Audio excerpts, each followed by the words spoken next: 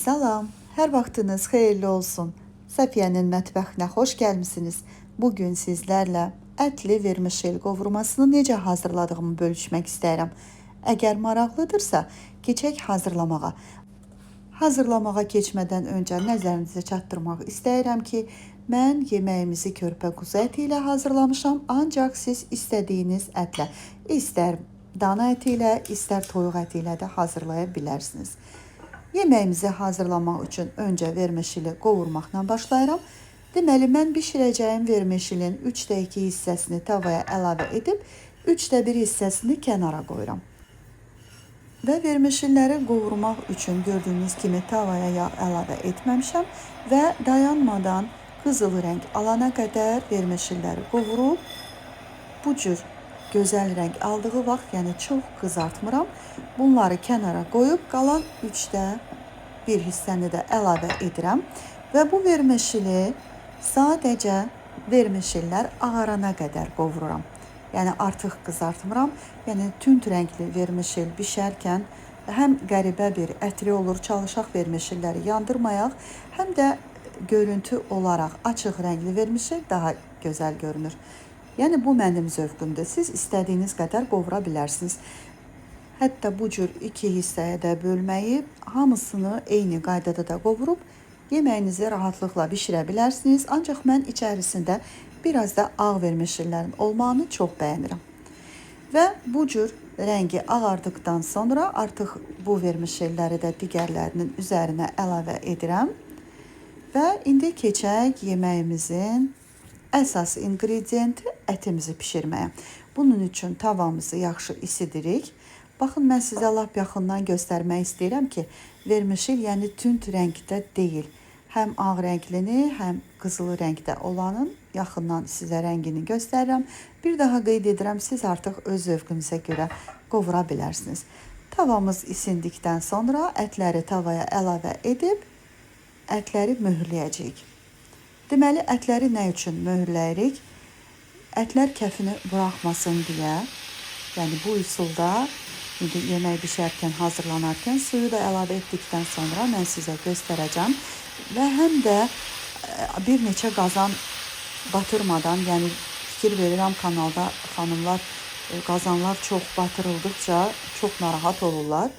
Yəni istəyirlər ki, yemək bir qazanda bişsin. Ona görə sizlə bu cür bu üsulda bölüşürəm. Ancaq arzu edənlər ayrı qazanda da qaynadıb yeməyinizi hazırlaya bilərsiniz. Deməli, bağlı qapaq altında ətlər möhürləndikdən sonra qapağı ağzına qoyub, bu cür suyu çıxmaq üçün qapağı ağzına qoyuram və mən iri tikələrlə hazırladığıma görə, yəni bu miqdar su ilə ətlər bişməyəcəyinə görə mən su əlavə edirəm və qazın zəif alovunda qapağı ağzına qoyaraq ətlərimiz tam bişənə qədər bişirəcək. Burada vermişellər çox 3-5 dəqiqə ərzində hazır olduğuna görə mütləq şəkildə ətlərimiz tam bişməlidir. Baxın, mən sizə yaxından bulyonun rəngini göstərmək istəyirəm. Heç zərrə qədər də ətin suyunda kəf yoxdur. Və ətlərimiz hardasa bir 25-30 dəqiqədir bu cür bişir, yəni vam alovda. Mən içərisinə ətə görə duz əlavə edirəm və qapağı ağzına qoyaraq yenə vam alovda ətlər tam bişənə qədər bişirirəm.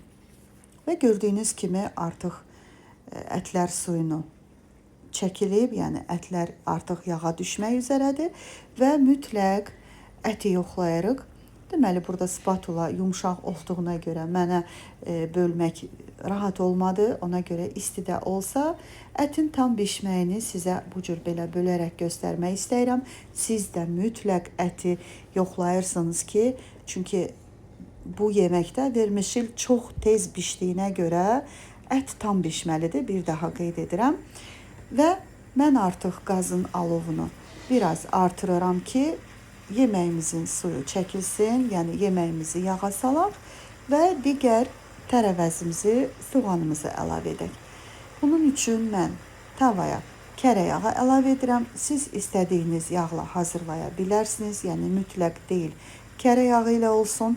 Yəni öz zövqünüzə, cibinizə uyğun yağdan əlavə edirsiniz və İçərisinə balaca kublar şəklində doğradığım soğanları əlavə edirəm və soğanları tez-tez qarışdırırıq ki, mən yeməkdə soğan yanarkən qara rəngli soğanı heç sevmədiyimə görə, yəni ona görə heç vaxt soğanı nəzarətsiz qoymuram. Mütləq tez-tez qarışdıraraq, baxın bu cür qızılı rəng alana qədər ətlə soğanları bərabər tez-tez qarışdıraraq, yəni ikisini birlikdə qovururam. Və indi üzərinə qovurduğumuz vermişilləri də əlavə edirik və bunları da qarışdırıb indi üzərinə suyu əlavə edəcəyik. Qeyd edim ki, yeməyimiz hələ güclü alovdadır, ancaq indi suyu əlavə etdiyimiz vaxt artıq qazın alovunu, yəni ateşini azaldacağıq. Mütləq üzərinə qaynar su əlavə edirik, yəni soyuq su ilə yox, qaynar su əlavə edirik. Suyu çox etmək, bir daha qeyd edirəm, bu vermişil çox tez bişdiyinə görə, yəni sadəcə üzərinə çıxacaq qədər su əlavə edək. Əgər istəmirsiniz ki, yeməyiniz yapışsın, vermişillər bir-birinə, yəni xəmir kimi olsun, o zaman azacıq su əlavə edirik və qapağı ağzına qoyuram. Baxın, qazın alovunu da sizə göstərirəm, minimuma endirmişəm və bu cür hardasa 1 dəqiqə, yəni sadəcə gördüyünüz kimi suyu üzərindən azacıq, yəni azalıb və mən indi yeməyimizə vermişilə görə duz əlavə edirəm. Mütləq ətə vurulan duzu nəzərə alırsınız ki, yeməyiniz duzlu alınmasın. Əgər ətə əlavə edərkən duz çox vurulmuş olsa, o zaman bu mərhələdə duz əlavə etmək ehtiyac deyil. Yəni yeməyinizə bir dəfə də duzu əlavə edə bilərsiniz. Və yeməyimizin ağzını örtürəm. Hardasa 15 dəqiqə sonra ilk dəfə ağzını açıram. Yeməyimizi qarışdırıram və gördüyünüz kimi artıq gözlə görüləcək su yoxdur. Və indi biz yeməyimizi artıq dəmə qoyacağıq. Yəni vam alovda susuz artıq dəmə qoyuruq. Deməli, mən bir dəsmal üzərinə örtürəm qapağın və bağlı qapaq altında yeməyimizi hardasa bir 15 dəqiqə ərzində dəmdə saxlayıram. Qeyd edim ki, qazın alovu minimum həddədir, yəni bunu bayaq göstərdiyim kimidir və mən yeməyi qarışdırıram. Gördüyünüz kimi çox gözəl dəndən yeməyimiz alınıb və indi qarışdırdıqdan sonra təkrar qapağı ağzına qoyuram. Və bir daha qarışdırmamaq şərti ilə 10 dəqiqə bağlı qapaq altında bişirdikdən sonra altını söndürürəm və 15-20 dəqiqədə bu cür sönmüş vəziyyətdə dəmdə saxlayıram. Həqiqətən çox ləzzətli yeməyimiz alındı.